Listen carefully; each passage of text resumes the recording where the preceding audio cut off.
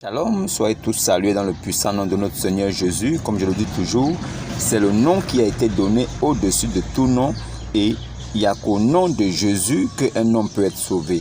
Alors, si vous croyez en Jésus, vous êtes sauvé. Si vous ne croyez pas, vous êtes perdu. Aujourd'hui, je voudrais aborder une thématique avec vous. Chose due, chose promise, chose due. Chose promise, chose due. Alors aujourd'hui, je vous parlerai de Ismaël.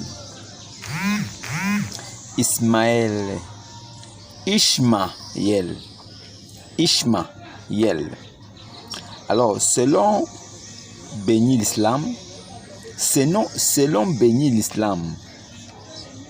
celui qui défend les intérêts de l'islam avec les arguments comme le mensonge, celui qui défend les intérêts de l'islam avec la ruse, comme le serpent ancien.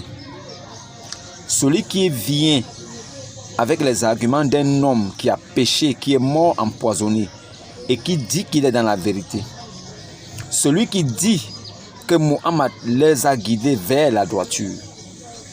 Alors que nous, chrétiens, nous suivons celui qui est la lumière et qui nous a fait devenir lumière de vie comme lui.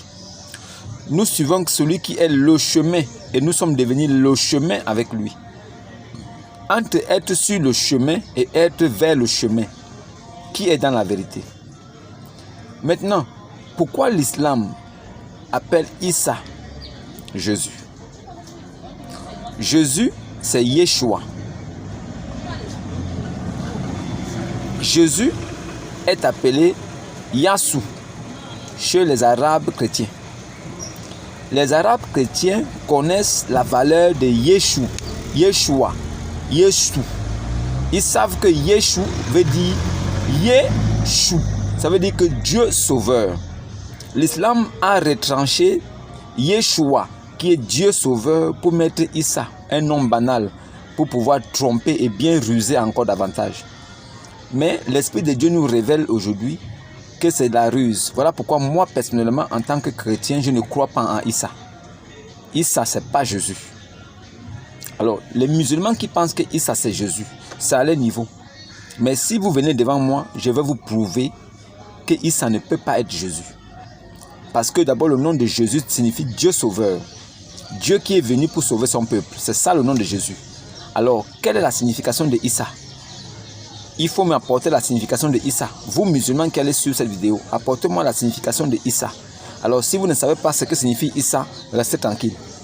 Venez me demander, moi je vous dirai ce que c'est, quel est ce nom et pourquoi ce nom a été donné. Venez me demander à moi, c'est votre Dieu Allah qui vous envoie vers moi. Venez me demander pourquoi il s'appelle Issa et je vous dirai. Alors, ce n'est pas le thème. Aujourd'hui, je parlerai de quelque chose avec vous. Aujourd'hui, je parlerai de Ishmaël. Apparemment, Ishmaël est le seul nom qui avait été donné. Apparemment, Ishmaël est le seul enfant qui porte le nom de Dieu dans son nom. Selon les apologistes, selon les grands savants musulmans, bénis l'islam.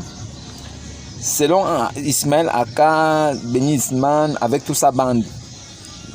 Outa Djane, tout le reste, les noms bizarres là. Selon eux, Ishmaël est le seul enfant qui a porté le nom de Dieu. Écoutez bien, tendez l'oreille. Je ne vais pas répéter, je ne vais pas me répéter. Je vais vous expliquer une seule fois. Et ceux qui sont intelligents, je ne cherche pas les gens qui sont trop intelligents. Je ne recherche pas les gens qui sont super intelligents, non. Je cherche des personnes qui ont une intelligence moyenne. Je veux avoir affaire à des personnes qui ont une intelligence moyenne pour juste comprendre ce que je dis. Voilà. Et ce que je dis, je vais soutenir cela avec une autre preuve pour que vous sachiez que je dis la vérité. Parce que si je le dis seulement avec mes propos, avec mon raisonnement, vous me direz, ah, tu as raisonné seulement comme lui. Parce que Béni l'Islam, lui, raisonne. Maintenant, moi, je vous dis des choses et je m'appuie sur ce qui est écrit. Et je m'appuie aussi sur les raisonnements d'une personne comme moi qui connaît la vérité, qui est chrétien et qui vous enseigne ces choses. Pour que vous sachiez que ce gars-là, c'est un coupeur de route. Et c'est tous des menteurs, des rusés. Ils sont des serpents. En fait, ils ont un but derrière la tête. Je ne sais pas encore, mais vous allez découvrir. Ishmaël n'est pas le premier nom dans la Bible qui porte le nom de Dieu. Ismaël n'est pas le premier nom dans la Bible. Ce n'est pas le premier enfant dans la Bible dont le nom de Dieu s'y trouve. Jamais. Pour comprendre Ismaël, nous devons d'abord repartir à Abraham. Savoir comment est-ce que Dieu a pris Abraham comme son père, comme son fils. Alors, Abraham est le fils de Dieu sur quelle base? Quelle est la foi que nous, chrétiens, nous héritons à partir d'Abraham? Puisque Abraham lui-même, il était ami de Dieu. Alors, si Abraham était ami de Dieu, ça veut dire qu'il parlait avec Dieu. Et il pouvait faire des suggestions à Dieu. Il pouvait aussi faire il pouvait apporter sa pensée à Dieu. Il lui faisait des suggestions, il pouvait lui faire des propositions. Alors, ça n'avait jamais causé un problème puisqu'il était ami de Dieu. Alors, Dieu le laissait s'exprimer, pas parce que Dieu ne savait pas ce qu'il voulait, mais Dieu le laissait s'exprimer pour pouvoir lui permettre de se mettre en confiance. Abraham était considéré comme ami de Dieu, c'est écrit. Je ne prends pas dans ma tête. Alors, sur cette base-là, Dieu apparut à Abraham, il a dit à Abraham que ta femme Sarai là, qui est vieille, elle tombera enceinte en cette même époque de l'année prochaine. Et elle te donnera un fils. Tu l'appelleras Isaac. Le nom de Isaac là, c'est le nom que Dieu lui-même a donné pour Abraham. Il a dit, j'établirai mon alliance avec toi. Mais avec toi et après toi, avec lui Isaac à perpétuité. Cela signifie que l'alliance était directement établie avec Abraham, après Abraham, Isaac, après Isaac, Jacob. Donc, la sémence de Dieu commençait par Abraham et cela devait continuer par Isaac et après Jacob. Alors, les choses se sont faites ainsi. Mais Abraham, dans l'incrédulité et dans l'impatience, comme nous les hommes, nous sommes impatients, alors Abraham et Sarai se sentant plus touchés, coupables de ne pas avoir donné de descendance à Abraham, alors elle prit sa servante Agar qu'elle donna à Abraham son mari. Abraham son époux n'avait pas de descendance. Alors Sarai se proposa de prendre sa servante Agar et de la donner à Abraham son époux pour qu'il la connaisse, que peut-être par elle il aura une descendance, il aura un héritier. Et ce fut le cas. Maintenant, je vais m'arrêter un instant sur Agar pour que vous sachiez, vous qui dites dans les réseaux sociaux que Agar était une princesse égyptienne, bâtard. Je ne sais pas d'où tu tires ces sources-là, mais nous croyons à la Bible. Nous croyons en tout ce qui est écrit dans la Bible. Alors si toi, Maboul Madid, Maboul que tu es,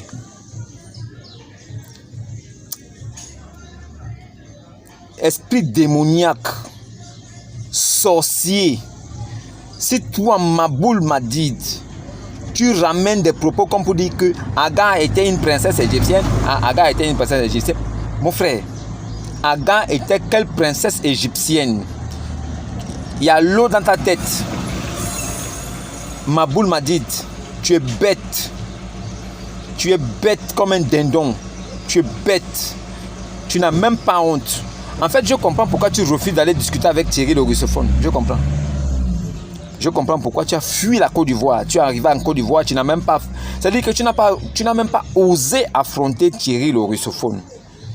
Tu serais tombé lamentablement comme un minable. Parce que tu es un minable. Ceux qui te suivent là, c'est parce qu'ils ont un cerveau à moitié. Comment peux-tu dire que Agar était une princesse égyptienne? Elle était la fille du pharaon, chien. Elle était la fille du pharaon. Apporte-nous l'écriture qui dit que Agar était la fille du pharaon. Chien comme ça, menteur. Menteur, chien. Agar était la princesse. Agar était une princesse égyptienne. Agar était une princesse égyptienne. Montre-nous ça dans la Bible, là où c'est écrit. Montre-nous ça. Montre-nous. On dit bien la servante. Une servante, c'est une boniche. Une servante, c'est une esclave. Elle est là pour la tâche, pour faire ce qu'on demande. Allez, va faire ça, va laver, allez, va essuyer. C'est là son travail. Toi, tu dis qu'elle est une princesse. Cite-moi le nom d'une fille de Pharaon, princesse d'Égypte, qui était en esclavage en train de travailler chez un autre homme. Apporte-moi le nom d'une autre femme ici. Égypte, la princesse, elle est esclave, elle est servante quelque part. Mais tu nous prends pour qui? En fait, vous voulez embellir l'image de la maman d'Ismaël. Ah, d'accord, oui.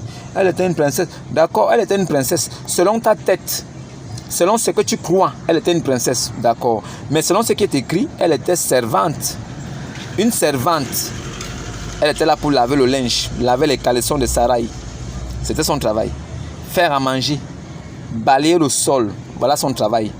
Elle était une princesse pour toi, Maboul m'a dit, mais pour nous, elle était une tâcheron. Elle s'occupait de nettoyer la maison, les chaises, essuyer la table et tout. C'était ça son travail. Quand quelque chose manquait à la maison, on l'envoie à la boutique. Va nous acheter ça, va nous acheter ça. C'était son travail. Quand le bois manquait, on dit, va chercher le bois dans la forêt là-bas. C'était le travail de Sarai, de Agar. Agar était l'esclave de Sarai. Voilà. C'était juste une anecdote pour que ceux qui viennent toujours avec les mots là, que non, c'était une princesse là. Ce sont des menteurs. Elle n'a jamais été princesse quelque part. C'est une esclave. Voilà. C'est une servante, une boniche. Alors la boniche, alla avec le mari de Sarai, elle tomba enceinte. Et quand elle était enceinte, elle se moquait de Sarai.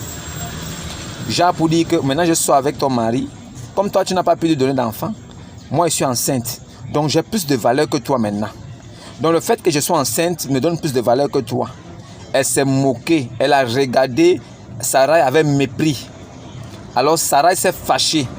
Elle a dit à Abraham, toi là, c'est moi-même qui ai pris l'esclave là, je t'ai donné non. J'ai pris l'esclave là sexuelle là. C'est moi-même qui ai pris l'esclave sexuelle et t'ai donné ça. Comme elle se baladait beaucoup dans la cuisine ici là, avec ses fesses toujours emballées dans le pain là. Elle tournait là tout, partout. Elle pensait que elle a des bonnes fesses. Comme moi, je ne pouvais pas croquer ça moi-même. J'ai dit, toi mon mari, croque-moi ça. Alors Abraham a croqué les fesses là. Il dit, comme tu as croqué les fesses là, maintenant, elle veut se moquer de moi. Parce qu'elle est tombée enceinte. Chasse-moi cette chienne là. Chasse-moi cette chienne. Alors Abraham s'est fâché. Il ne voulait pas. Il a dit, oh, parce que Abraham lui a pensé directement à son fils qu'elle portait. Il n'a pas voulu. C'est comme ça que Dieu lui-même, le Padre, le big des big, il vient, il dit à Abraham, Abraham, écoute ce que te dit ta femme Sarai. Même si ton cœur est affligé par ce qu'elle te dit, chasse-la. Même si ton cœur est meurtri du fait que c'est ton fils qu'elle porte, chasse la boniche. Dieu lui-même intervient en faveur de Sarai. Si vraiment Ishmaël est béni et aimé de Dieu, comment Dieu peut venir au lieu de dire à Abraham que n'écoute pas Sarai parce que l'enfant que Agar porte là, j'ai des plans pour lui. Ne l'écoute pas. Et ça aurait été écrit. Jusqu'aujourd'hui, on aurait vu ça. Mais Dieu vient, il intervient en disant à Abraham, écoute ce que Sarai, ta femme, te dit. Chasse la boniche. Dieu tout-puissant, il vient dire à son ami Abraham, il peut tuer Abraham d'un claquement de doigts. Il peut dire quelque chose et Abraham disparaît même s'il veut. C'est lui le Père éternel, le Dieu tout-puissant.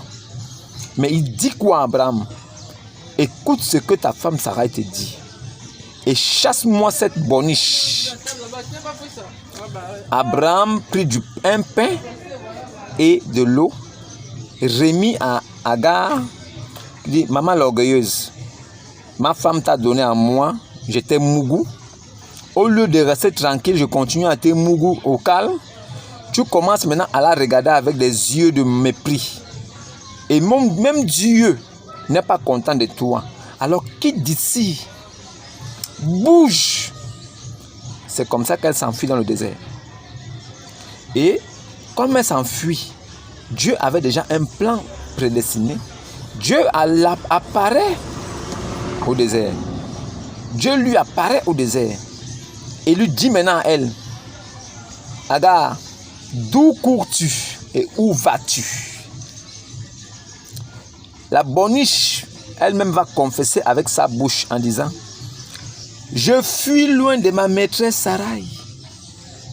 La boniche elle-même, elle confesse de sa propre bouche. Je fuis très loin de ma maîtresse Sarai. Pourquoi est-ce qu'elle n'a pas répondu? Je rentre retrouver mon père Pharaon en Égypte. Pourquoi Agar n'a pas répondu à Dieu? Je repars chez mon père Pharaon, puisque je suis une princesse, je ne peux pas souffrir. Le mensonge de l'islam va s'arrêter avec moi. Je vais mettre fin au mensonge des musulmans, des musulmans qui sont soumis sans foi. Sourate 49, verset 14. Vous êtes seulement soumis par peur des représailles, parce que si vous quittez l'islam, on va vous tuer, on va vous dépouiller. Vous serez disqualifié de vos familles, c'est ça qui vous fait peur. Mais sinon, vous n'avez même pas la foi. Puisque la plupart des gens comme vous n'avez même pas un verset coranique dans la tête. Vous ne connaissez même pas le Coran. Vous récitez seulement des incantations dont vous ne connaissez même pas les tenants et les aboutissants. Alors, je suis là pour venir vous juger. Je suis votre juste juge. Je vais vous juger jusqu'au point où vous allez vider les mosquées. Vous-même les imams, vous allez constater. Sourate 5, verset 47. Je juge selon ce que Allah a fait descendre à Isa, l'évangile. C'est avec ça que je vous juge. Vous serez pesés et mesurés entre mes mains. La parole de Dieu n'a pas de faiblesse. C'est une épée à double tranchant. Elle vient pour vous trancher. Votre mensonge ne pourra pas tenir. Vous allez voir. Alors, continuons la locution. Alors, elle dit, je fuis très loin de ma maîtresse. Donc, elle reconnaît que Sarai, c'est sa maîtresse. Et elle n'est qu'une simple boniche. Elle n'est pas princesse. Elle n'a jamais été princesse. Alors Dieu dit, retourne vers ta maîtresse et va te prosterner à ses pieds. Tu demandes pardon pour tes pètes que tu es en train de faire là. Et ce fut le cas. Ishmaël, alors qu'est-ce que Dieu dit à Agar? Elle dit, retourne demander pardon à ta maîtresse. L'enfant que tu portes là, tu lui donneras le nom de Ishmaël. Pourquoi tu lui donneras le nom de Ishmaël? Si nous revenons en arrière, nous voyons que quand Dieu a dit à Abraham que écoute ce que Sarai ta femme te dit et chasse-moi ta boniche là, car c'est de Sarai que te sortira une progéniture qui t'est pure. Dieu précise en ces mots que c'est de Sarai que te viendra une postérité qui t'est pure. Ça veut dire que ta vraie semence là, une semence pure que moi Dieu j'apprécie, te viendra de Sarai. C'est de Sarai que continuera l'alliance. Celui qui est né là, lui qui va naître, qui s'appellera Ishmaël, je n'ai aucune alliance avec lui. Il est né par le fruit de ton impatience, parce que tu as été mécréant, tu as été incrédule à ma parole. Tu n'as pas cru, puisque tu étais fort avancé en âge.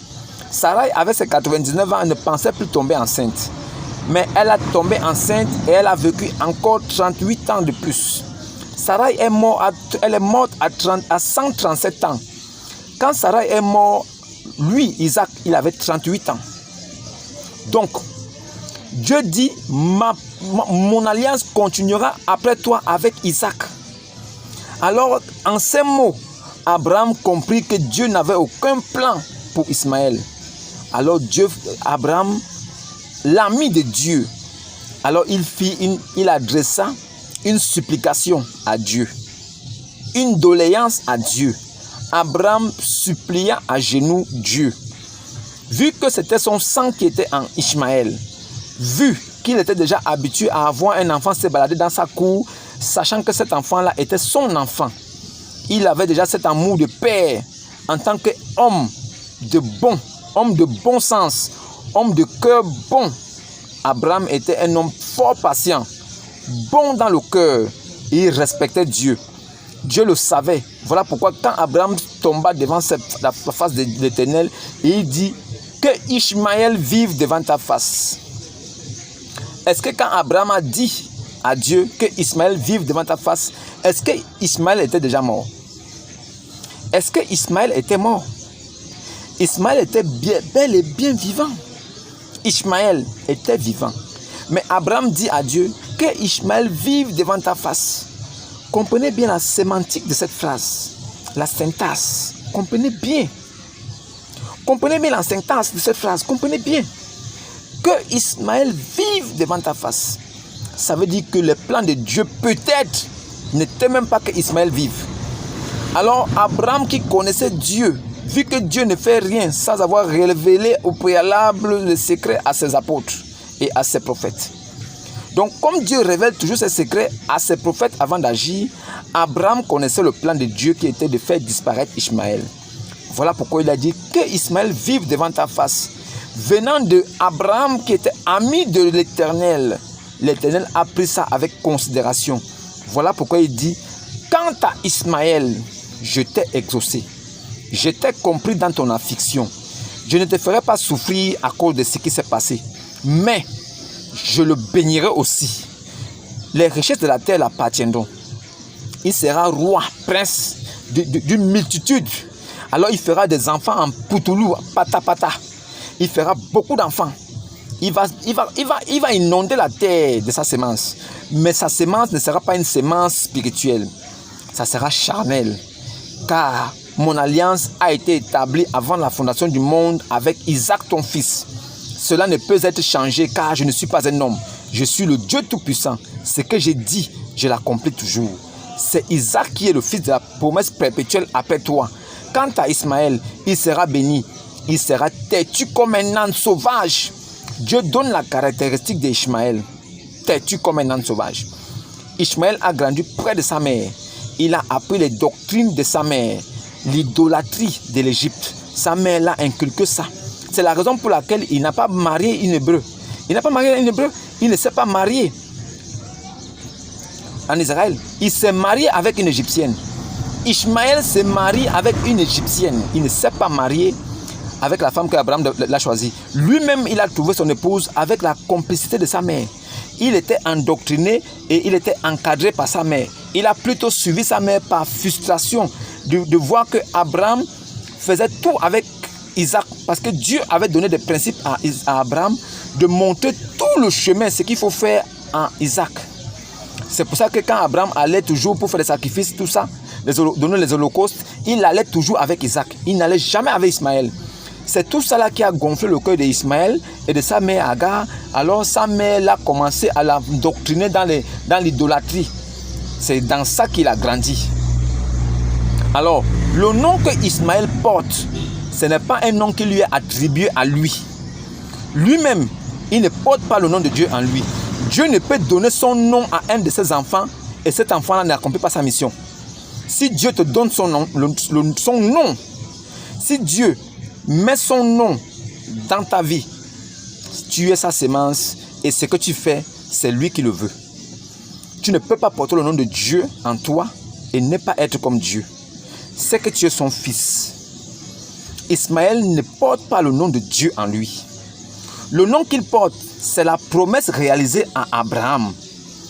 Maintenant, pour que Abraham se souvienne qu'il a été exaucé par Dieu et que sa demande a trouvé solution, Dieu donne le nom à Agar. Ce n'est pas à Abraham que Dieu a dit, la femme esclave Agar avec qui tu es sorti, l'enfant qu'elle portera là, qu'elle va accoucher là, toi Abraham, tu lui donneras le nom d'Isaac. Non, non. Dieu est allé dire à maman Agar que là où tu es là, l'enfant que tu porteras là, tu lui donneras le nom d'Ishmaël. c'est la même à qui on a donné le nom pour donner à son fils. Parce qu'elle n'a pas la sémence du mari. C'est-à-dire que Dieu suspend la sémence d'Abraham à partir d'elle. Dieu sait qu'elle porte la sémence d'Abraham. Mais Dieu lui donne à elle la destinée de son fils. Que toi, la femme, tu donneras le nom à cet enfant, Ishmaël. Pour que cet enfant-là soit avec toi partout. Et pour qu'il soit égaré. Parce qu'il n'est pas dans mon alliance. Ismaël n'a jamais été dans l'alliance de Dieu. Il n'a jamais été dans l'alliance de Dieu. Ismaël n'a jamais été dans l'alliance de Dieu. Et en plus, le nom d'Ishmaël qu'il porte là, ce n'est pas son nom. C'est le nom que Dieu lui a donné pour que Abraham se souvienne qu'il a été exaucé. Que Ishmaël vive devant ta face. L'exaucement là, c'est Ishmaël. L'exaucement, ça veut dire que Abraham a demandé pardon à Dieu. Et s'il te plaît Dieu, ne me tue pas l'enfant. S'il te plaît Dieu, qu'il vive. Dieu dit ok, comme tu es mon ami et que je suis bien avec toi, tu m'as toujours respecté, d'accord, je vais t'exaucer. Dieu est allé dire donc à la maman d'Ismaël que tu donneras le nom d'Ishmaël à ton fils là. Quand Ishmaël va sonner dans les oreilles des gens, quand on va l'appeler Ismaël et qu'il va se retourner, partout où ce nom sera prononcé, les gens se souviendront que Abraham a demandé faveur à Dieu et c'est à cause de ça que tu portes ce nom-là. Le nom-là signifie faveur de Dieu acceptée par d'Abraham. Faveur d'Abraham acceptée par Dieu. Le nom d'Ishmaël veut dire la faveur d'Abraham acceptée par Dieu. Normalement, le nom que Ishmaël porte là, c'est le nom, ça veut dire que c'est la promesse, ça veut dire que c'est même pas la promesse, c'est le gage d'exaucement. En fait, c'est le gage d'exaucement. Dieu a mis le nom là sur lui pour que les gens comprennent et que les gens sachent qu'il a exaucé Abraham. Ismaël porte le nom de l'exaucement de Dieu, d'Abraham. C'est-à-dire que Abraham a demandé une faveur à Dieu et Dieu l'a exaucé. Maintenant, Dieu a donné le nom d'Ishmaël pour que lui-même Abraham et sa mère Agar se souviennent que Abraham a été exaucé. Ce nom-là, il ne le porte pas pour être une lumière ou bien un guide. Il ne porte pas ce nom pour être un exemple de vie. Il ne porte pas ce nom pour être quelqu'un comme une référence. Non, il ne porte pas ce nom pour être quelqu'un de respecté ou bien quelqu'un de spirituel ou quelqu'un qui montre un chemin que les gens doivent suivre. Non, il porte ce nom en souvenir de l'exaucement de la faveur d'Abraham. Voilà pourquoi il porte le nom d'Ishmaël. Et il n'est pas le premier homme à porter le nom de El. Il n'est pas le premier. Il n'est pas le premier homme à porter le nom de El. Non, il n'est pas le premier. Alors, la vidéo qui va suivre viendra certainement appuyer avec le verset biblique qui va avec, que vous compreniez que Ismaël n'est pas le premier homme à porter le nom de Dieu. Il n'est pas le premier. Bénis l'islam qui dit ça partout là. C'est parce qu'il ne connaît pas. Alors, la vidéo qui va suivre, ça sera juste pour le recadrer et pour vous faire comprendre que tous les musulmans, c'est des menteurs. Tous les musulmans manipulent les Saintes Écritures à leur avantage. C'est la taquilla. Les musulmans manipulent les Saintes Écritures à leur avantage. C'est la taquilla. C'est des grands menteurs, des grands rusés. Ils sont comme Allah lui-même, menteurs. Tous les musulmans mentent comme Allah. Tous les musulmans mentent comme Allah. Suivez la vidéo, vous allez voir vous-même que Ismaël n'est pas le premier nom dans lequel se trouve Dieu. Et en plus, le nom là ne l'appartient pas. C'est un signe pour Abraham, pour qu'il se rappelle que Dieu l'a exaucé. Si vous ne comprenez pas ça, vous pensez que vous êtes... Non. Vous ne comprenez pas. Ne comprenez pas. Suivez la vidéo et vous allez comprendre. La paix et le salut sur vous les vivants. Vous qui écoutez mes vidéos et qui les suivez, paix et salut sur vous. Si vous n'êtes pas encore chrétien, paix et salut sur vous. Si vous voulez devenir chrétien, demandez-moi Posez-moi des questions, je vous répondrai. Je suis à votre service. Moi, je suis un serviteur de Dieu au service du peuple. Shalom, shalom, que la paix soit sur vous et à demain. La vidéo, ne manquez pas.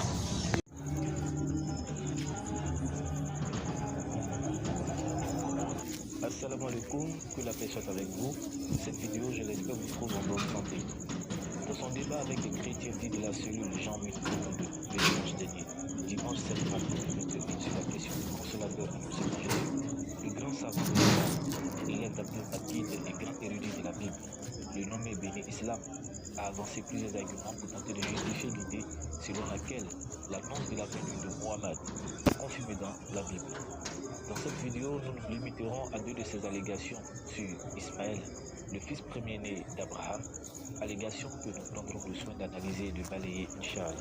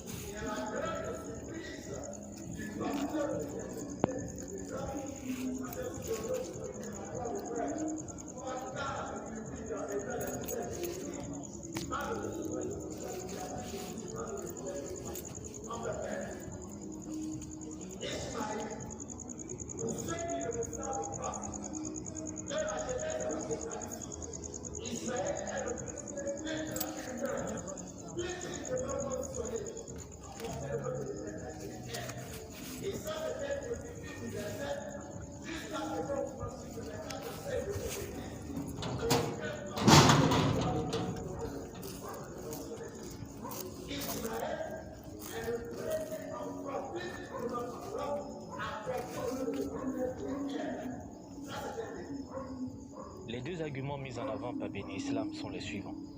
Premièrement, selon lui, Ismaël signifierait « l'Éternel m'a entendu »,« l'Éternel m'a exaucé »,« l'Éternel m'a écouté ».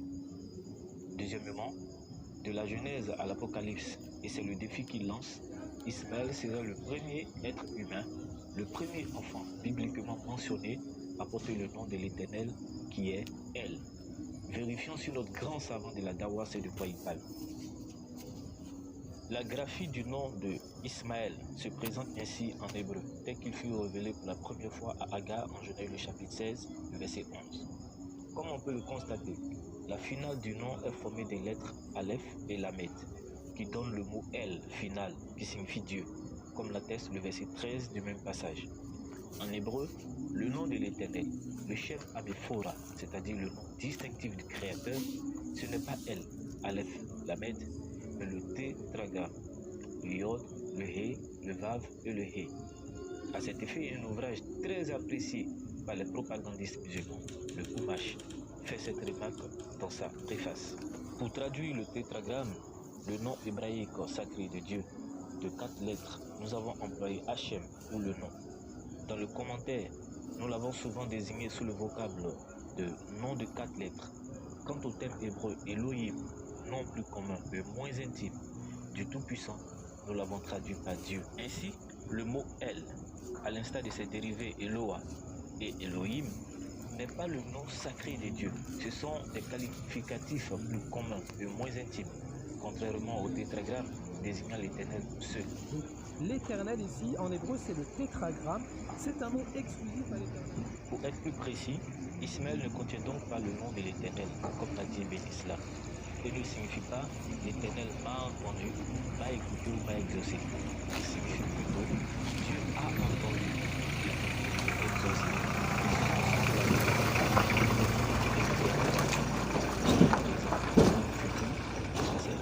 Dieu entendra.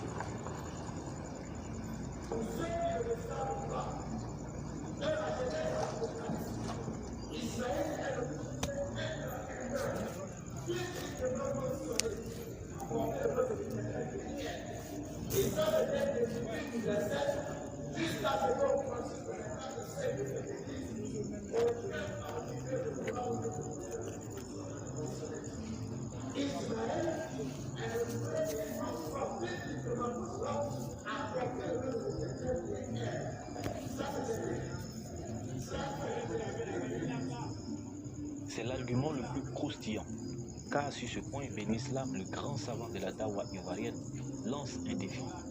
Mais voyons ensemble. Ouvrons Genèse le chapitre 5, les versets 12 à 13, soit 11 chapitres avant l'annonce de la naissance d'Ismaël.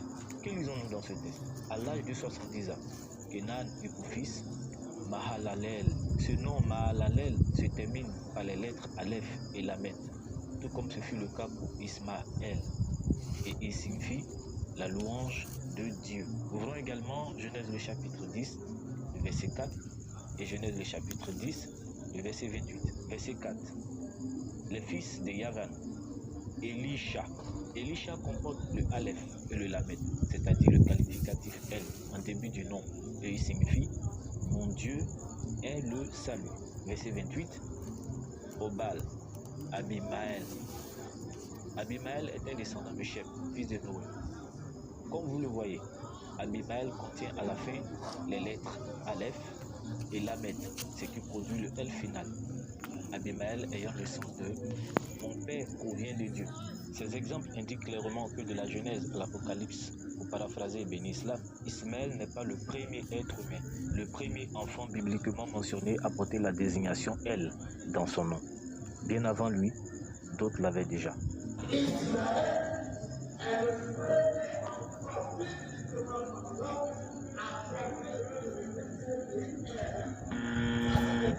Barakallahu fikum.